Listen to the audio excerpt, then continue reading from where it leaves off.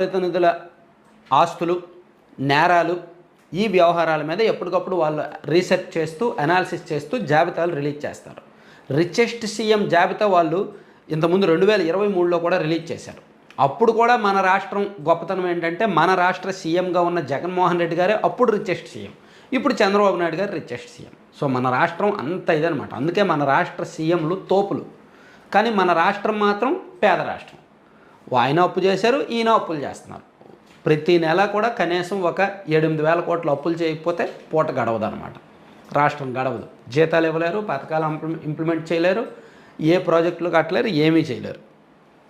so తాజాగా నిన్న వీళ్ళు రిలీజ్ చేసిన లెక్క ప్రకారం దేశంలో లోయెస్ట్ అసెట్స్ అంటే చాలా తక్కువ, అంటే ఒక రకంగా పేద సీఎం అనుకోవచ్చు, వెస్ట్ బెంగాల్ సీఎం మమతా బెనర్జీ ఆస్తులు మొత్తం కలిపి